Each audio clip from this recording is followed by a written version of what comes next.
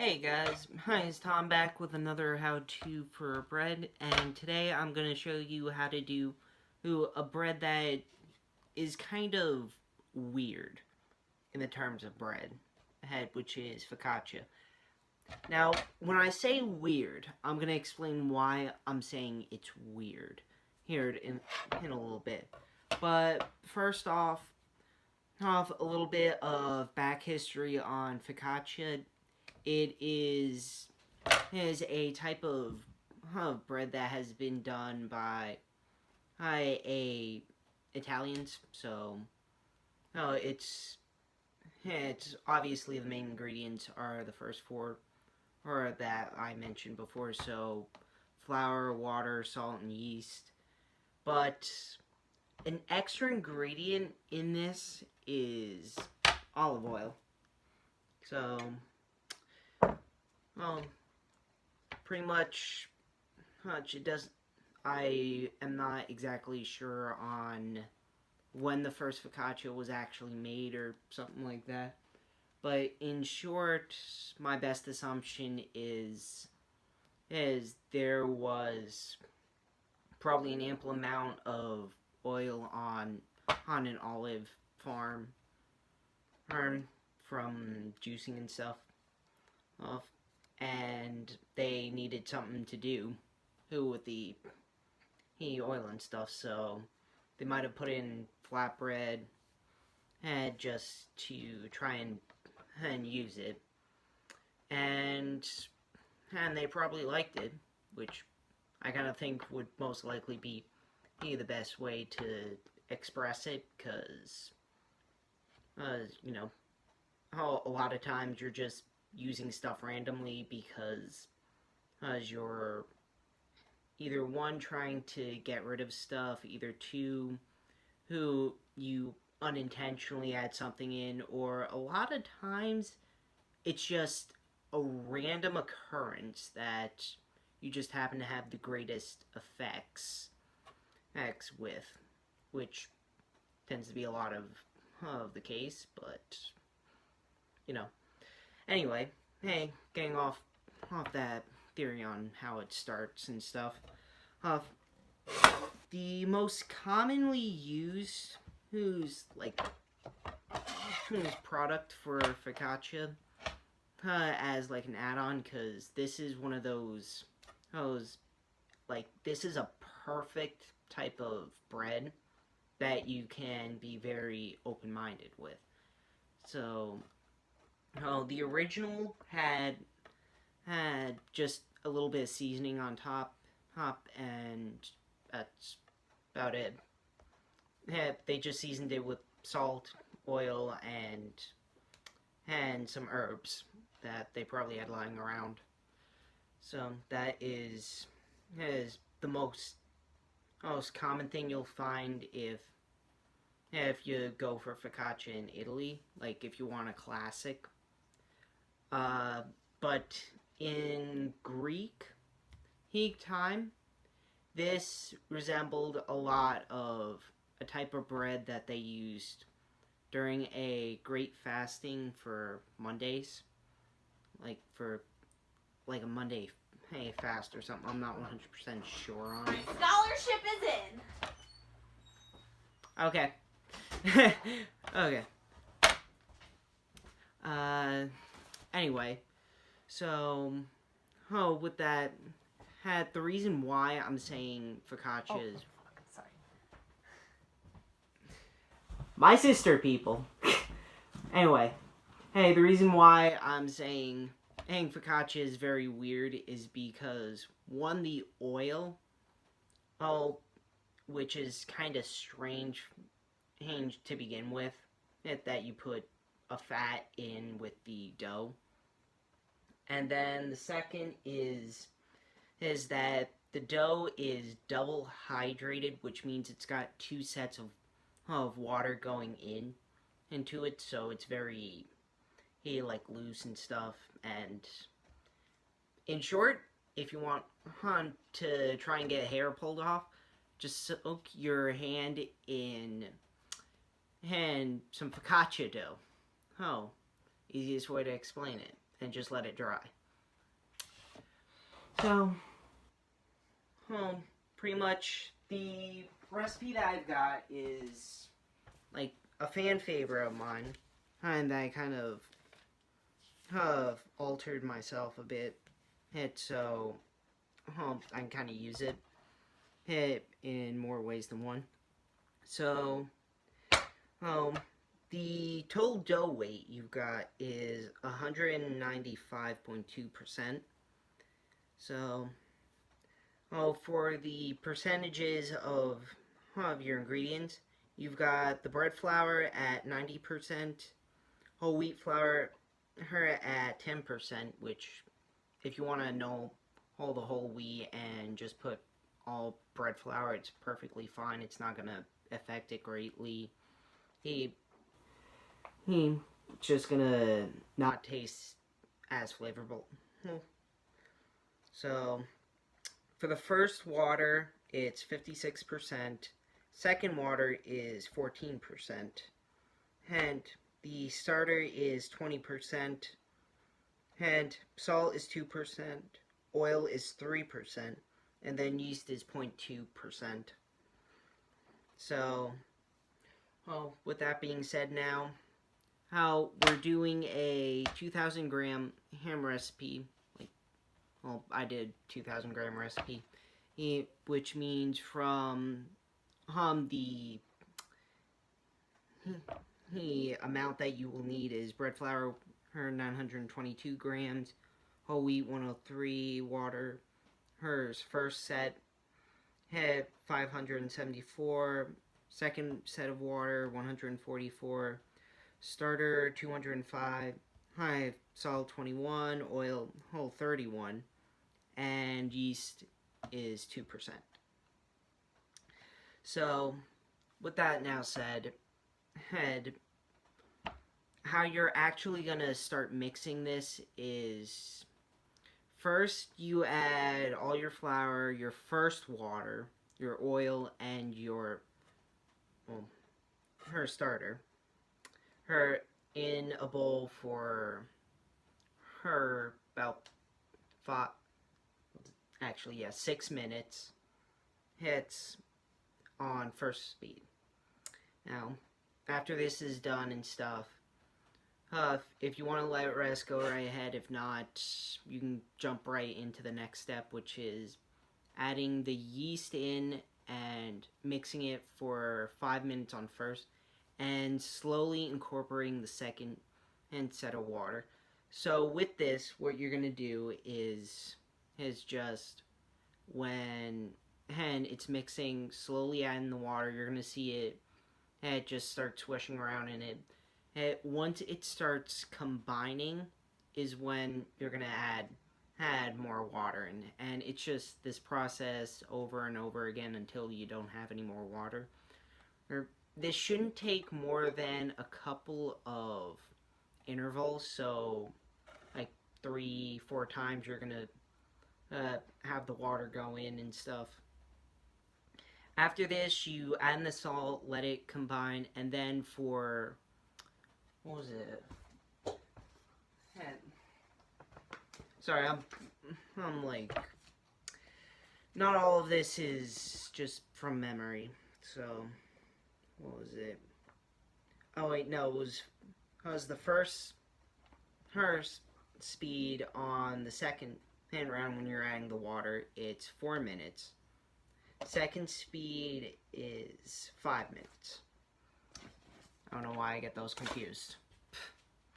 Anyway, hey, so with it now combined and stuff, and mixing, you're going to let it rest for an hour and a half, but you're folding every half hour. So, as opposed to my last videos, I've been doing just once every hour. So with this, you're gonna do 2 holds instead of just the one. So, with that said, and after it's all fermented and stuff and ready, what you're gonna do is you're gonna get a couple of pans ready. And how you're going to get them ready is you're just going to put a little olive oil on them and just make sure the bottom is covered. As I mentioned before, this is a very sticky dough, so after all this is said and done, you're gonna just oil a top or something, oil your hands, and so it doesn't stick to you. And the reason why I say oil instead of flour, which we'd normally use, is because you want the moisture. Like, you want the very dampness. Yes, because the type of dough that this is, once it's baked off and everything, and you're going to get nice size like holes inside the dough, which makes it more like loose and everything, and it works very well for that. So, as I stated before, this is like a very open idea you can do for what you want to top it. So, in my case, all I just did was caramelize onions to put on top of it. Like, I didn't 100% caramelize them because they're going in the oven on top of the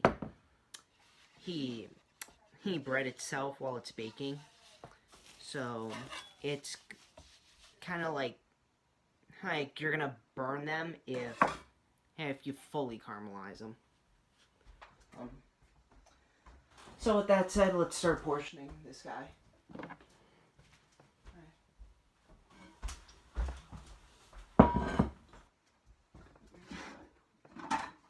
There you are. Just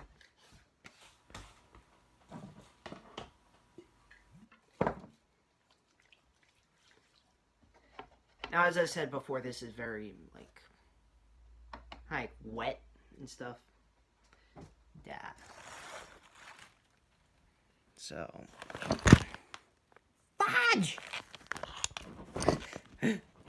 Okay, this video I'm having a lot of problems with, but it happens.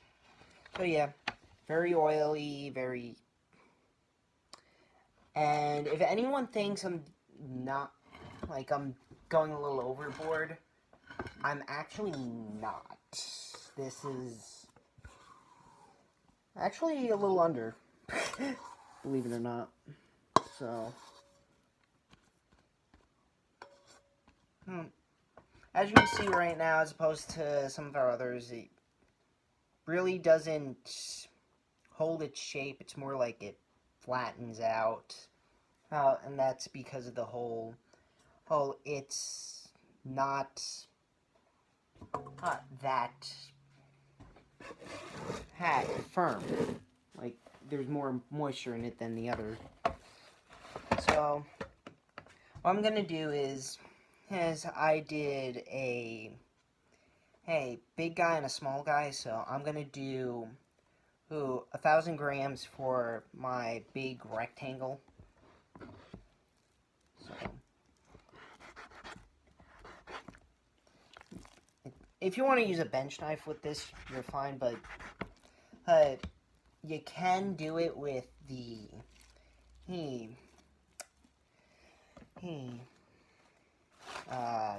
bowl scraper.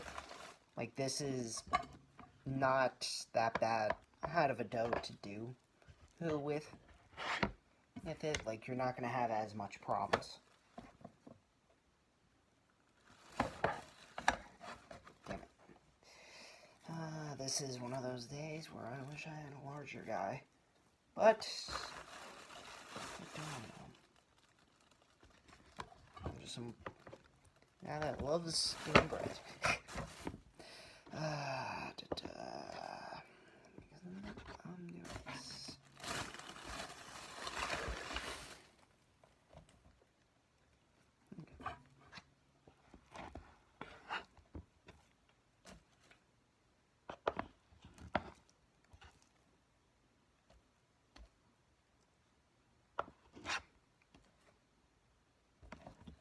Okay, so 1,000 grams. Let's just put this on the thing to the side so I can finish the next few.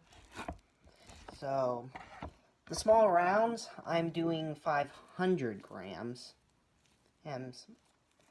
So I got a 1,000 gram ham guy and two 500 gram guys.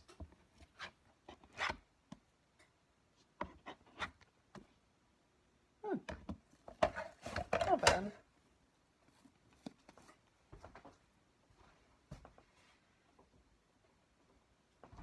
And my hands are starting to get a little sticky on them, so I'm just gonna oil them up again, and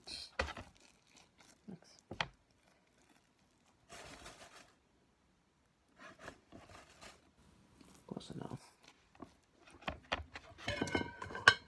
So one of the major problems that you need to make sure that you avoid is make sure you have a decent gluten structure before you add the second thing of water.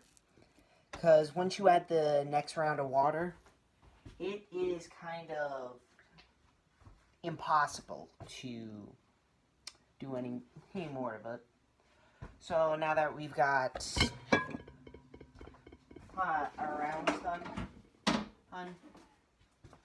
all I'm going to do for the rounds is they are going to stay as they are, so I pre-form them into like bowls, or whatever you want to call them. Now, like rounds, balls, bowls, anything that works.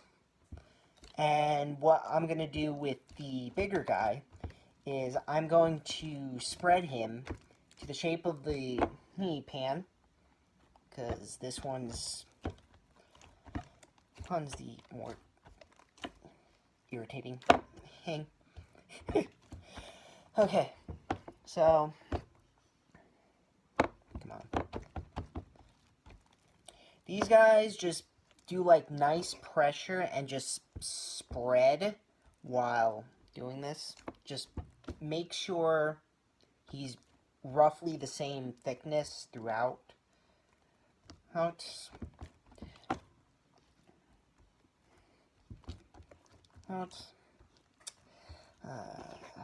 on. Sometimes he works for you, sometimes it's just like, hi, I don't want to work for you. Who today? Hey, leave me the hell alone. So, these things are just, keep stretching them until he reaches what you want. So, he's about at that point now. So, I'm just gonna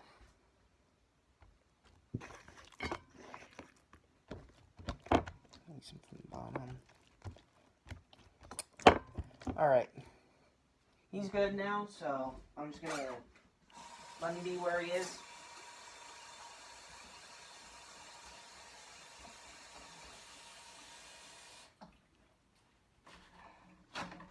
Alright, so now that that's done, we're going to let them breast up and proof for some time.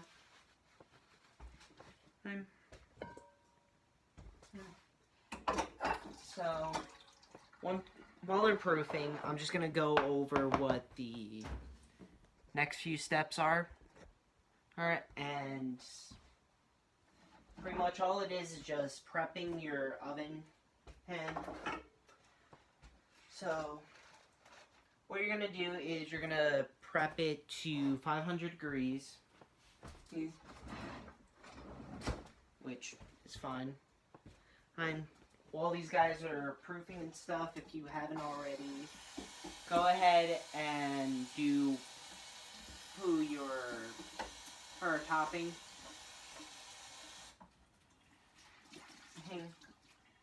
Which, if you want to just do caramelized onions, you can do it. If you want to do bruschetta, go ahead. If you want to do buffalo chicken, which is a nice one I'll put as a side note. Oh, 100% power to you. Like, this is literally one of those where it's just, as long as it's fine in an oven for like 20 minutes, you're fine doing it. So, you can do that, or you can just do plain focaccia and do or it's not going to last 20 minutes in the oven and thing yourself. I'll, like, sandwich it or something. Or it's not going to work for 20 minutes, I should say. Hey. And once your bread is ready, like you water your hand, or in this case, oil your hand, and poke it, and it recedes back halfway. Hey, it's ready. Hey, what you're gonna do is, for the round guys, you're gonna deflate it. That way, it gets all across the pan, and it's honestly gonna deflate. Hey, once you put on your topping, and then just top them, throw them in the oven, drop the temp down to 445. I've let them steam for 3-4 minutes. Once that's done, put him on a timer for 16-17 minutes, and he should be ready by then. And sure sign of knowing he's ready is your corners, or like the parts that aren't covered by the topping, will be brown. It'll pretty much look like what you're looking for in pizza. So, like, a golden brown crust. If you're doing cheese on it, completely melted and stuff. And pretty much all that's perfectly fine with it. Yeah. So, if you want to have a nice flatbread head or something, this is a really good thing to jump into. And yeah, that's pretty much it. Real quick, I am actually trying to have personal information, like if anyone wants to look into trying a new thing, or they want to see if I can do like a certain type of bread and kind of push that bread out there, feel free to. I am actually getting into a difficulty with my work to take time and do like a full search, like I'm not sure what type of bread I want to do, so I'll go look into my research material and pick one out from that. So if you want to centerize what type of bread you want to see a how-to for, or go right ahead and place in the comment section and below this. And as I normally say with my others, like, comment, and say if something didn't turn out right. I put in the comment section, I'll answer. And yeah. Well, thank you for watching, and later.